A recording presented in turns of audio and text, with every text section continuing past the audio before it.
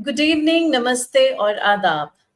Welcome to our Meet the Author session. And today's episode is very, very special because today we are going to meet an author who is very accomplished and whose latest book is selling in 100 copies every second and every next minute. So there's a lot to talk about him, there's a lot to listen from him. So, first, let me introduce him to you. We are going to meet Satyarth Nayak today. Satyarth Nayak is an author and screenwriter based in Mumbai. A former SARC award winning correspondent with CNN IBN Delhi, he holds a master's in English literature from St. Stephen's. Satyarth's best selling autobiography, Devi, the Eternal Screen Goddess, published by Penguin in 2019, and charting the journey of the screen legend from child star to becoming India's first female superstar, met with high acclaim. His debut novel, The Emperor's Riddles, that released in 2014, earning comparisons with Dan Brown for being a history meets mystery. His new book, the magnum opus Mahagatha, published by HarperCollins this year, is an epic collection of 100 greatest mythological tales from the Puranas of Hinduism, containing stories of gods, demons, sages, and kings in a unique chronological order and described by Anand Neelkantan as a must have in your home library.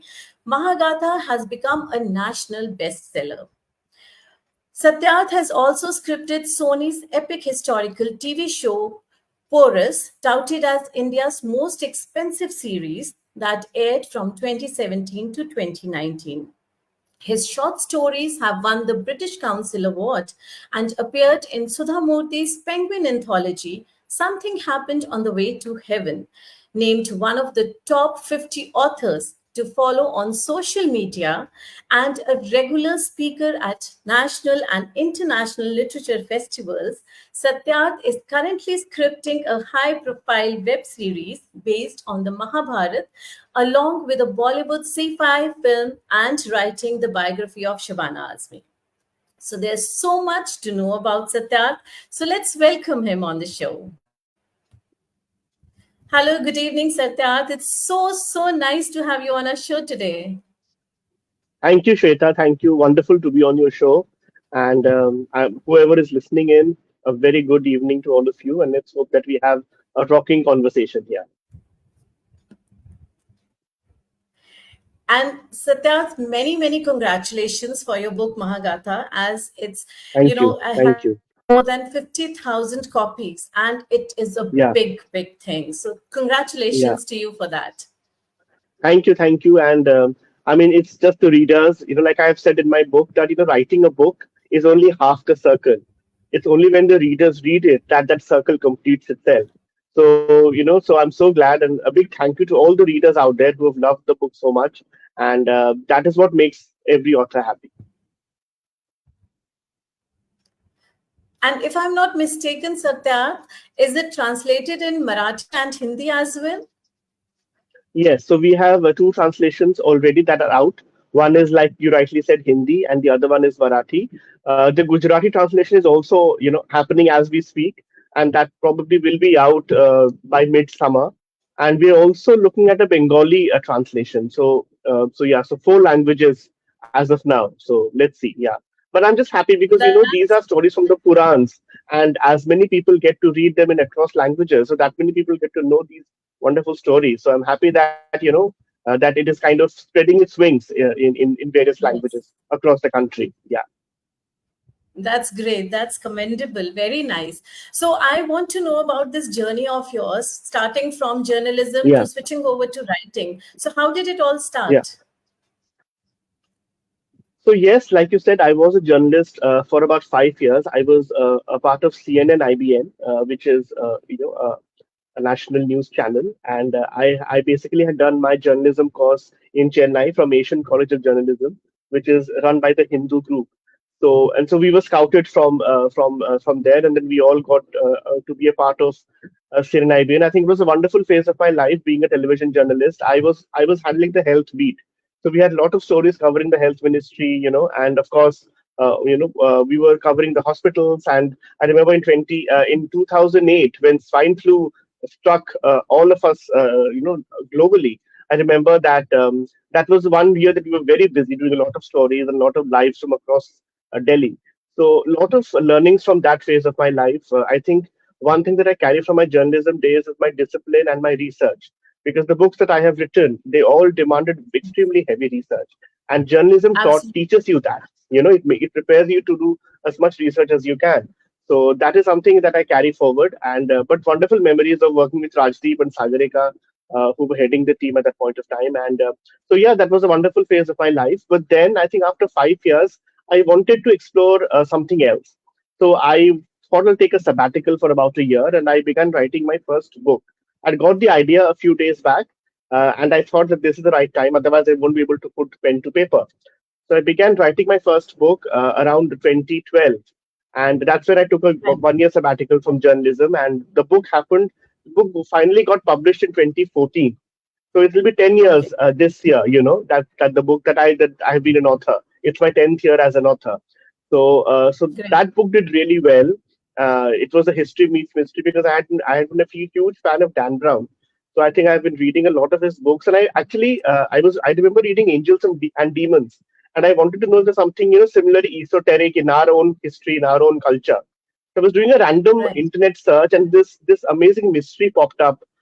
It was like something very, very in the Illuminati zone, right in the heart of India. And I thought this would be, it's like an Indian Dan Brown waiting to happen. So I thought this is a story that Yeah. I should tell. So that's how that journey began. That book did really well. And then once that book did so well, I just said, I think I'll be a full time author and just write books now.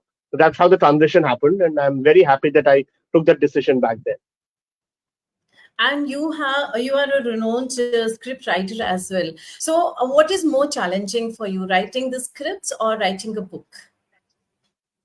Both come with their own set of challenges. I mean, um, as any writer would tell you, they have their own separate challenges. But I think what is very important to understand is what is the key difference between both of them. And I kind of learned it the hard way. So I'll give you an example. So when I joined the team of Porus, which was Sony's epic historical show, I was doing the Yeah. screenplay for that. And so there was this one sequence that I had to crack, where Porus basically escapes the city with his family. So I remember I wrote this amazing sequence where I created this watchtower right by the river, because the city was right next to the Indus River. So there's a watchtower. So Yeah. the watchtower falls in the river. That creates a tsunami of sorts. The entire city gets flooded with water. There's chaos everywhere. Okay. The waters come flooding, and in that chaos, Porus escapes with his family. So that was the scene I created in my mind. And I went back and Right. I told the producer, that I've written a fabulous scene. You're going to love it. It's kick ass. And I narrated the entire thing to him. He looked at me and said, "It's a wonderful scene, Satya, but I'm so sorry to tell you, we don't have the budget of Transformers." Okay. So that's when suddenly you realize that television writing may you need to keep a certain eye also on the budgeting of the show. Like, so, and that Absolutely. is the Yeah. key Yeah. difference. Yeah, when you're writing a book, your imagination can go wild. I can write whatever I want. But when the same thing has to be translated on screen, suddenly there are a lot of constraints that come into play. So as a screenwriter, Yes. you have to be mindful of those constraints and what can be doable, what can be translated on screen. So that difference I learned that day. कि अच्छा ये एक बहुत अहम difference है between screenwriting and writing a Right. book. Yeah. So when you're writing a book, you are your own master. You can go to, Exactly. whatever level of Yeah. imagination you want to reach. Yeah. Absolutely. Absolutely. Absolutely. Yeah. Yeah. So, how was your experience of writing the biography of superstar Sri Devi? That was a bittersweet experience because I had discussed the book with her when she was alive. So 2017, because Porus happened in 2017, I shifted from Delhi to Bombay. And Okay. fortunately, I got to stay in a place called Lokhandwala in Bombay, which is where also Shri was staying. It was very close to her house. And I had been a huge Sri Devi fan for many years, and I had always been appalled by the We fact all are. there was not a single, yeah, and yeah, exactly. And I was very appalled by the fact that there was not a single book on her, starting her Yeah. glorious journey in Bollywood and even down south. So 2017 happened to be the 50th year of Sri Devi as an actor, and Mom had released as a 300th film. So I thought this was the right time to do a book on her. So I Yeah, actually approached her, and absolutely. I approached Boni Kapoor, and they both were very excited with the idea. And the only condition Shree's laid down was that she wanted to focus on Janvi's release because Dhadak was releasing in 2018. So she told me that, Okay. let Dhadak release, let Dhadak release, and then we shall go and start the book. So that was the plan. But of course, before that, she is tragically passed away. And I Yeah, remember being completely shattered, of course, not just as a fan, but as a cinegoer as well, and also as someone who wanted to do this book, on her. But then a friend of mine told a very beautiful thing. He said, Satyarth, you should do the book because you owe this to her. You had promised this book to her. And yeah, he said a beautiful thing. He said, the only difference now is that your book will have a last chapter. So yeah. that just made a lot of sense. So I kind of pulled myself up again. Boni sir was a huge support throughout the writing of the book. So in the absence of Devi, I then interviewed everybody that she worked with. As many stars as I could, both in Bombay and down south. So, meeting her Right. co-actors, directors, filmmakers, technicians, choreographers, I interviewed as many as I can. The book has about 70 interviews of people that she worked with across India. And that is how the journey of her came alive. And that is how the book happened in 2019, which Penguin published eventually. That's wonderful. So it means you were having the first-hand experience of living, the life of Sri Devi, whom you have always admired all Yeah. your life. Yes, yes. It So was that's wonderful very to hear nice. the memories that everyone, they all shared such wonderful memories, and they all had wonderful things to talk about her. I remember interviewing some of the biggest names, down south, like interviewed Chiranjeevi, Rajnikant, Kamal Hassan, Nagarjuna, the biggest superstar that she worked with. Even up here, of course, right from Rishi Kapoor, Anil Kapoor, who were regular co-stars, to even legends like Right. Javed Akhtar, Lata Mangeshkar, they all spoke so fondly about her, and the younger generation were all her fans. Karan Johar, Kajol. Kajol wrote the forward for the book. So Vidya Balan, Okay. I remember she was shooting for Mission Mangal, but when she heard about the book, she said, "No, no, you come to meet me. In between the takes, I'll give you the interview." Because they all wanted to do that for her, because that was the kind of love that they had for her. So it was Abs- wonderful. That whole process was wonderful, and putting the book together was an absolute joy. That's great. That's great. Even, when we are listening to it, we are feeling, as if she is somewhere near us. It's not, we can Yeah. never have that feeling that she has passed away and she's not there in the world. We Yes. always feel that she's there in the world Absolutely. only. We are watching her Oh off yeah. and Yeah. on TV or otherwise also thinking about her, talking about her. Yes. So she's always Yes. present Yes. there in our lives in one manner or the other. Oh, That's great. absolutely. I think That's, stars like her never fade away. Stars like her never fade yeah, away. They're always there. Yeah. Yeah. absolutely. That's true. So now you are writing book on Shabana Azmi. So how is that Yeah. experience going on? That has also been a very wonderful experience. Because with Shabana, it is not just her. With her also comes Kafi Azmi. With her also comes Urdu poetry, Urdu shairi. With Yes. her also comes the theater of Shaukat Azmi, her mother. With her also comes Javed Saab and his poetry. So it's a wonderful. It's just something wonderful to be a part of. To be able to capture all of that on paper. So we have had about 7 to 8 sessions, and every session has been wonderful. Just to I mean, again, what a great artist, what a great actor that she has been throughout her life and her career.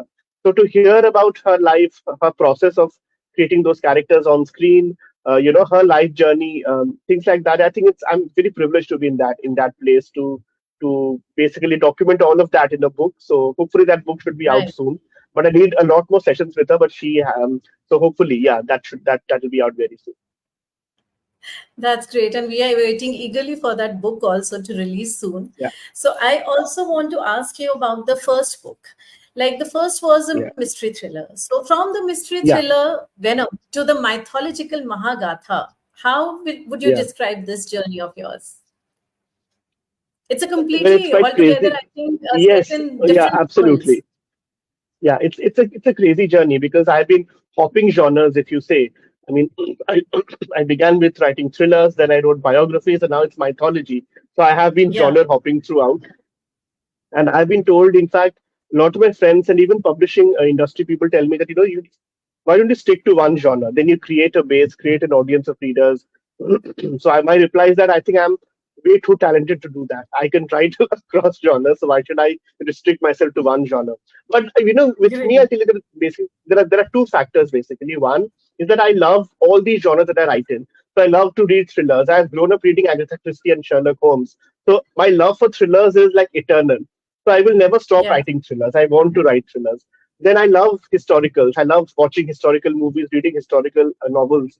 So anything larger than life, whether it's mythology, history, has always fascinated me. So that's the reason why Mahagatha has happened. And I also love biographies because I love biopics. I love reading biographies. So ye teen genre Yeah. are my ultimate favorites. So which is why I will always write in these three genres.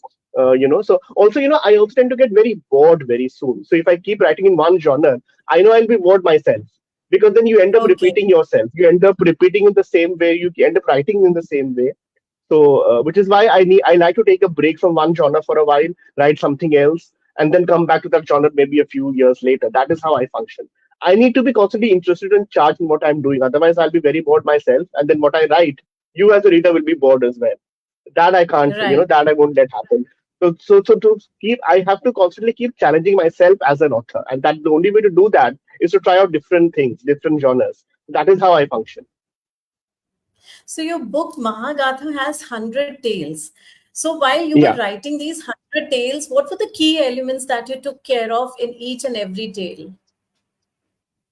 So I'll tell you what the criteria that I employed, which is what led to Yeah. these 100. Because if you once I read the Purans, the original list of stories was around 200. So I had to bring Right. Right. that down. I had to choose the 100 best stories out of those. So I followed a very simple three-pronged criteria. One was that the story had to be interesting. It had to be engaging per se. It had to be something that clings to your mind as you read it, and then once you've read it, it should linger on, in your consciousness. You should, because they have such amazing teachings and such wisdom that you would want to process Yes. that as you have Yes. read a story. So it had to be a very interesting story. One. Secondly, who were the characters involved? The gods, the goddesses, the demons, the sages, the kings. Who were the characters involved in that story that made it so interesting?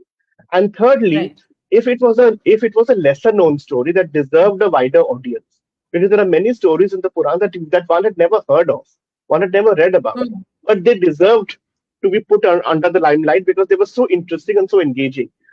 So, but that Yes. was the criteria that I employed, and that is how I filtered it down to 100 of the greatest stories that you now find in Mahagatha. Of course, it was a challenge to do that. It took me the book took 5 years to finally happen, but I think it was every Absolutely. day was worth it because one was reading across the Purans. There are 36 Purans, that we have in Hinduism, and I can't read Sanskrit, so I had to rely on the English translations that were available. Right. So I could read about 18 to 20 Purans, which are the Mahapurans. That was thankfully all of them are available in English. So I read all of those, and from there I collected these stories. It was a time-taking process that took 5 years, but worth it because now when I see Mahagatha, I see the love that the book is generating. Just very happy. It has been completely worth all that effort.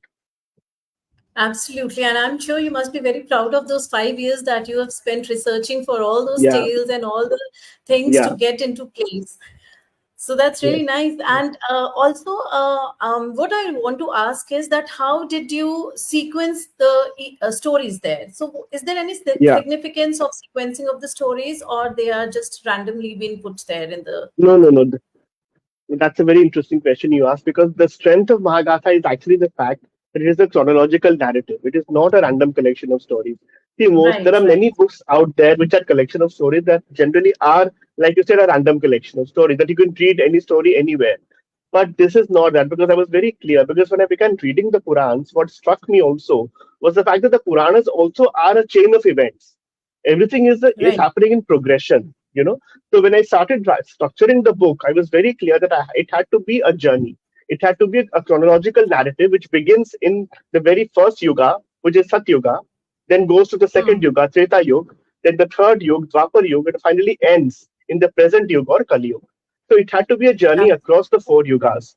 And that today has become the biggest USP of the book. So the feedback that we get from right, readers is that while we may have read these stories otherwise or may have heard them as a child, but what Mahagatha does is because it gives us a sequence, it gives us a chronology. Suddenly you realize that no story is a standalone event. Nothing is a random episode. Every story has a cause and effect. Every story has a past and a future. So suddenly, what Mahagatha right, does is that it widens your perspective. It zooms out. and gives you a wider perspective across the universe. And suddenly you see that there are all these dots of Hinduism and mythology that you had never connected before, which you now can connect. So that is what. So the sequencing, like you said, the unique thing about Mahagatha is that it's a chronological narrative of stories. So as you go across yugas, you see first of all the creation of the universe. It starts with that. Then of course Brahma comes, Vishnu comes, Mahadev comes, the goddesses come, Yeah. the asuras come, and then the journey of every god, every devi. We have kings of Suryavanshi dynasty, Chandravanshi dynasty, their kings and their stories as it happened, the avatars of Vishnu, then the first avatars, then the second avatar, the third avatar, everything is a chronology. And as you read it in that fashion, you everything just falls into place, and you realize that our universe is so Newtonian that every action has a Absolutely. reaction, and that is the principle that the Brahmanda of Hinduism works on, which Mahagatha captures. Yeah, that's right. And in fact, when I was going through these tales, I realized like you started from how the Brahman was formed, and then you moved on Yes. to the other yugs and all.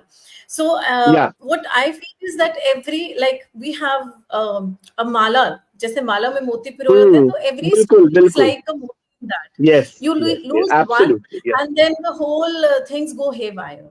So it's Yeah, all yeah, yeah, interconnected. yeah. It is, it is. You So have to it's read it really in that way.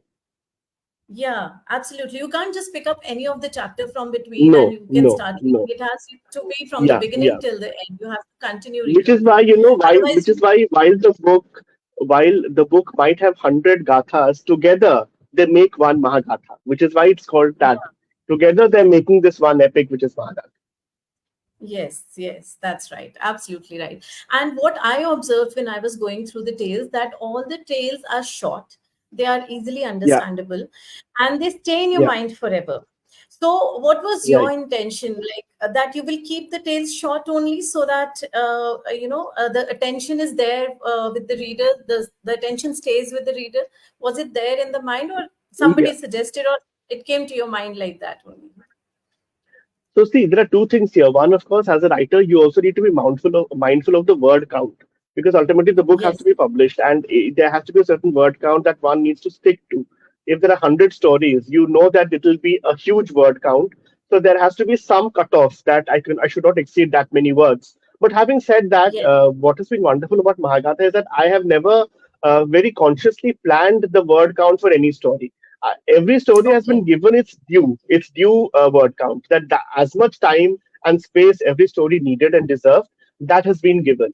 There are stories that are just 1 page long because that is the scope of that story, and there are stories that are like Okay. 6 to 7 pages long because that needed that kind of storytelling. So every story has been given its due amount of space and word count. And I've been fortunate that once the book happened and the total word count came out, we did not have to deduct anything or subtract anything. It was exactly how we had Right. intended it. So every story has Right. been given its due breathing space in the book.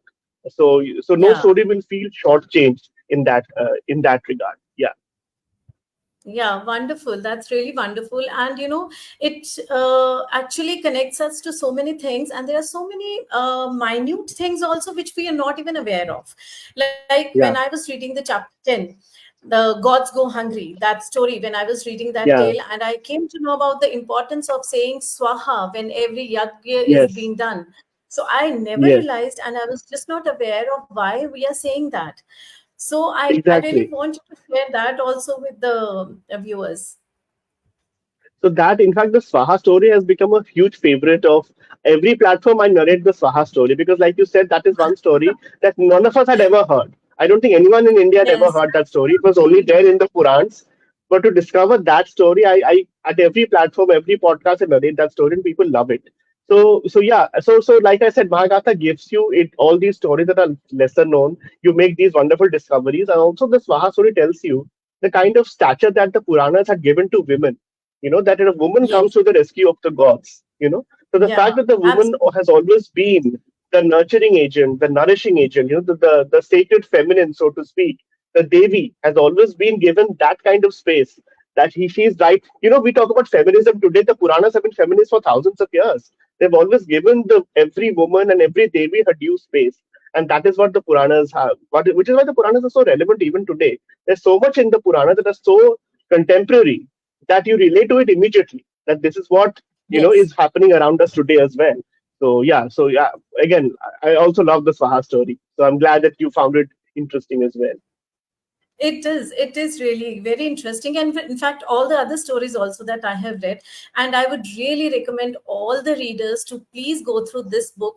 This is something that will tell us about our history, about our religion, and about our Puranas so much in detail. And there are so many Yeah, things that we are just not aware, despite of, and like we have been doing these yajnas, so many other things also in our yeah, daily life, yeah, we yeah. are doing pujas and all these things, but so many things are connected to all these things which we are not Yes. just aware of.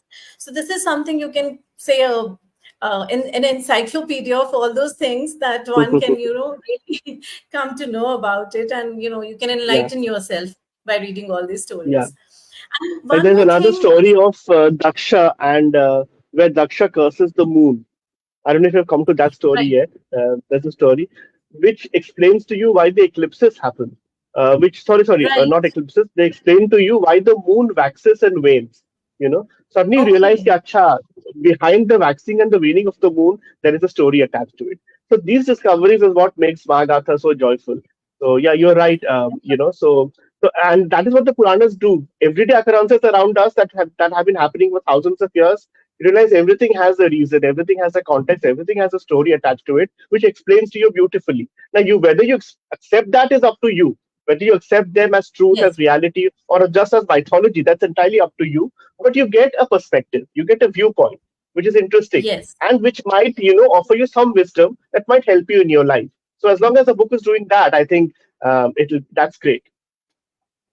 Yeah, absolutely. And in fact, my next question was somewhere related to this point only, which you just mentioned, that over the years we have read so many stories, and all these stories somewhere have got layered also, some have been forgotten also by us.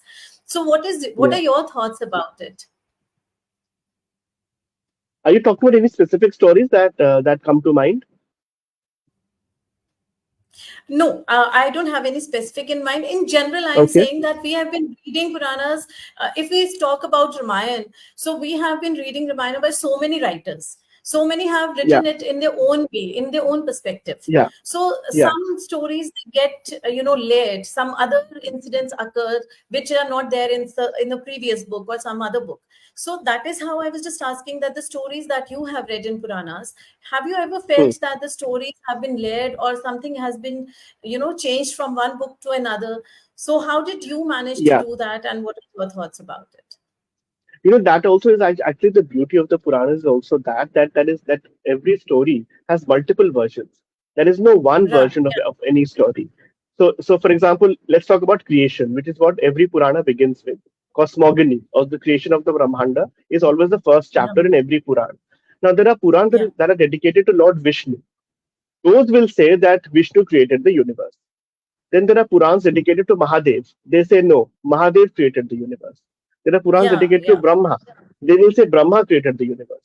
So there is already at the very beginning, at the very onset, there is a mismatch between Puranas. Now, which Mhm. truth do you accept? Which is the true Yeah. version? How do you know that? Right?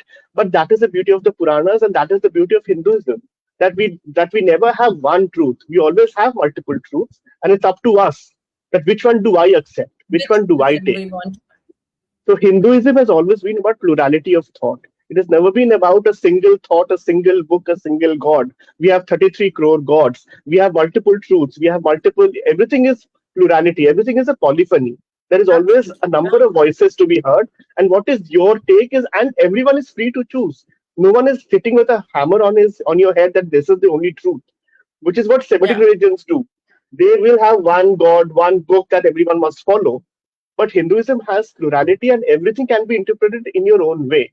That is the beauty of our religion, which is why today we are in danger of losing that. Today in the country, when we are being told that, listen, there is one grand Hindu narrative, every other narrative is probably false. That's not what the Puranas are telling me. They're telling me that every narrative needs to be embraced. Every truth is equally okay, and you can choose either of whichever one that you fancy. So that I think is the greatest teaching of the Puran that today becomes even more relevant in the times that we're living in today. Right. Right. Absolutely right. It all depends upon us which truth or which version do we Yeah, want to stick to. So there's a Yeah, question yeah. from the audience. Somebody is asking that is the book also a kid friendly as well? Um, I wouldn't say completely because there are stories about, there are some stories that have adult content because the Puranas are not exactly children literature, right? They are about adults and they are about very deep problems and answers, and it's about finding answers to so many of these very messy problems. So I will not say entirely kid free, but definitely teenagers can start reading the book. I would not recommend this book for children, but teens, and a lot of teens have begun reading the book. A lot of the feedback I get now is actually from teenagers about who want to know about Right. Hindu culture, about Hindu Purans, Hindu religion and Hindu mythology. They are reading Mahagatha. So I think from teenagers onwards, of course, I think they will enjoy and understand the complexities that Mahagatha tries to simplify in so many ways. Yeah, I think it is very important for them to read and go through all Yeah, the, yeah, the depths of the religion, the depths of the culture, because somewhere yeah, they are yeah. disconnecting with it, and it is our Yes, responsibility to make them, aware of all these things. We are still connected. yes, We can still say yeah, that we are yeah. connected in some sense or Yes, another, yes, but yes, they are getting disconnected because of so many other advancement, the technology, and so many other things. yeah. They are so I think occupied in all these. our generation was very fortunate, Shweta. I think we had a layer of Yes. storytellers in our families who were telling us these stories. Our minds were kind of soaking that up. I remember for me, it was my grandfather. It was a wonderful process of osmosis, sitting in his lap and listening to these stories. So we have been fortunate that way. But the younger Yeah. generation needs these books and these. In fact, I'm happy to say that Mahagatha in some states has been made a part of the school curriculum as well, where but they want Wow. kids to learn these stories. So yeah, Yeah. you're right. I think as many children should read the book. That's really nice, and it's a very important, very crucial thing also to happen in the Yeah, in our society, that we must inculcate this yeah, habit of reading in our younger generation. And so, yeah. when you were going through the tales, when you were writing Mahagatha, when you were compiling all the tales, did it change your point of view towards life or towards any other thing? Did it change your perception? I think for me, it. I think it definitely made me a more patient person. I think patience is something that Mahagatha has gifted me a lot because writing a book for 5 years can make Yeah. one very restless, But the fact that I Right. stuck to Right. it, because what I was reading every day was so fascinating and so engrossing, that I never felt that I was doing some kind of a chore. It just felt as if it was a joyous task of putting this book together. I think I've become a much more patient person. There might be other changes as well, but I think a lot of it must be also very subconscious, which I will not be able to articulate because I don't know. Maybe Yeah. subconsciously Yeah. things might have changed within me. But I definitely know that I'm a more patient person right now. That is something I can see in myself. And also, I think I have my reverence for Vishnu has increased a lot because if you see the stories of, Okay. especially of Lord Vishnu, in every yug he is cursed because he does something good.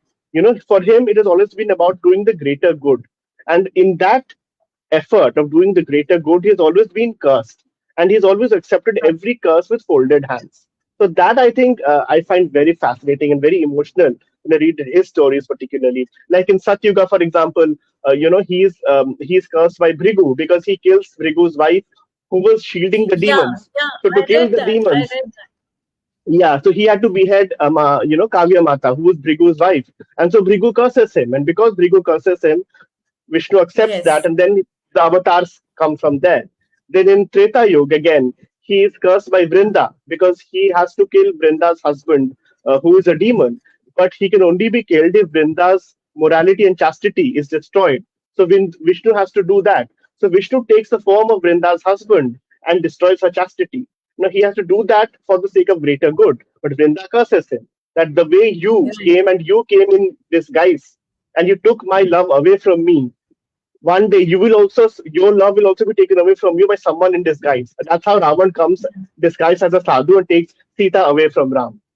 So again he is cursed, and again he accepts that curse. And finally in Dwapar Yuga again, when he kills the sons of Gandhari because of greater good, but Gandhari curses him that just the way my entire dynasty is gone, even your Yadu dynasty will ultimately be vanquished, and that's exactly what happens. Again he accepts that curse. So every yug, Mahavishnu has accepted every curse for the sake of greater good, for the sake of humanity.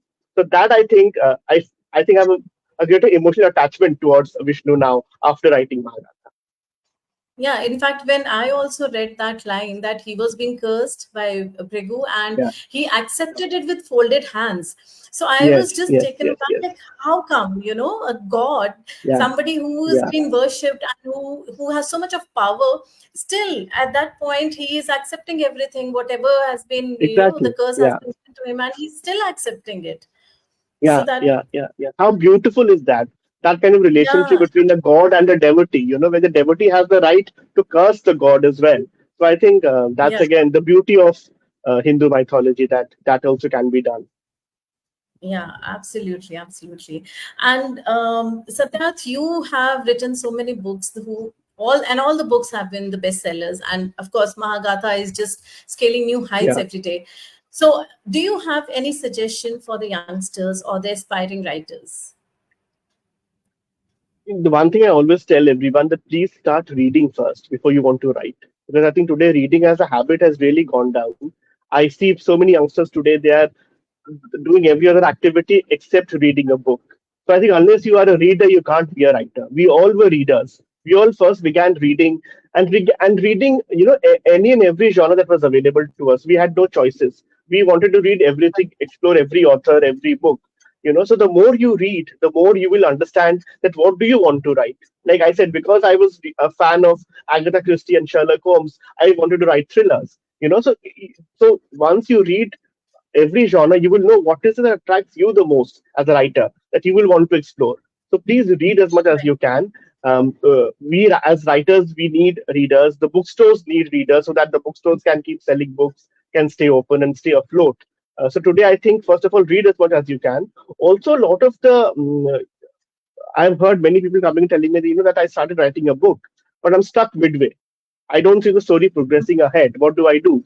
That happens when Right. you have a great idea which you start writing, but that idea might not lend itself to a full length novel. So always examine the ideas very closely. Will this translate? While it might sound very exciting in your head, will it translate to a full length book? Does it have enough action to go all the way? Yeah. So those are some very important things as well. But and try to develop an individual voice as a writer. Do not copy what others have done. Many people today say that I want to write this because this genre is doing well in the market right now. That cannot be a criteria as an author. You should not write for the Yeah. market. You should write for the reader, for yourself. So write what fascinates you, because only you can write what fascinates you the best. So write that, Yes. write from your heart. Do not chase a headline, do not chase a bestseller or a market. Chase your own heart and your own story. Find a good story that you want to tell, and that should really be the first step of a book that is hopefully worth reading at the end of the day.